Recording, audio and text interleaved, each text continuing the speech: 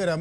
എനിക്ക് അവിടുന്ന് മറ്റൊരു പ്രധാന പ്രതികരണം വരുന്നുണ്ട്. ഗൾഫിലെ നിലവിലെ സാഹചര്യങ്ങളെക്കുറിച്ച് ലുലു ഗ്രൂപ്പ് ചെയർമാനും അബുദാബി ചേംബർ ഡയറക്ടറുമായ എ യൂസഫ് അലി വിശദീകരിക്കുന്നു.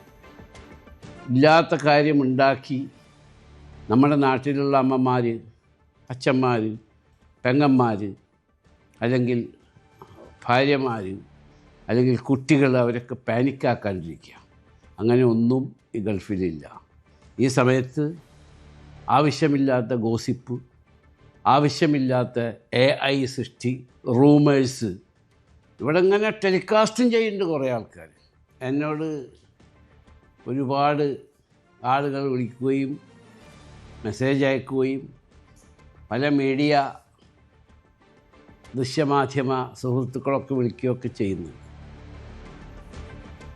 എനിക്ക് പറയാനുള്ളത്, GCC രാജ്യമെന്ന് പറയുന്നത് നമ്മൾക്ക് അന്നം തരുന്ന രാജ്യമാണ്. ഈ രാജ്യത്തിന് ഒന്നും സംഭവിക്കരുതേ എന്ന് എല്ലാ മതവിഭാഗങ്ങളിൽപ്പെട്ടവരും പ്രാർത്ഥിക്കണം. ഏകനായ സൃഷ്ടാവായ ദൈവം, ആ ദൈവത്തിലേക്കാണ് പ്രാർത്ഥന നമ്മളുടെ കടമയാണ്. ഈ രാജ്യങ്ങൾക്ക് വേണ്ടി, ഈ രാജ്യത്തിലെ ഭരണാധികാരികൾക്ക് വേണ്ടി. പിന്നൊരു കാര്യം, ഈ രാജ്യത്തിന് എന്ത് സംഭവിച്ചാലും അതിനെ പ്രതിരോധിക്കേണ്ട കഴിവും പ്രാപ്തിയും തൻ്റെ ഇടവും ബുദ്ധിയും സമ്പത്തുമുള്ള GCCയിലെ ഭരണാധികാരികളാണ്, ഗവൺമെൻറ്റാണ്. അത് അതിൻ്റേതായ രീതിയിലും രൂപത്തിലും ഭാവത്തിലും അവരത് നിർവഹിക്കുന്നുണ്ട്. ഈ രാജ്യത്തെ പ്രൊട്ടക്റ്റ് ചെയ്യുന്ന എല്ലാ കാര്യങ്ങളും ഇവിടുത്തെ ഭരണാധികാരികളും രാജാക്കന്മാരും ഷെയ്ഖുമാരും പ്രസിഡൻറ്റുമാരും എല്ലാവരും ചെയ്യുന്നു.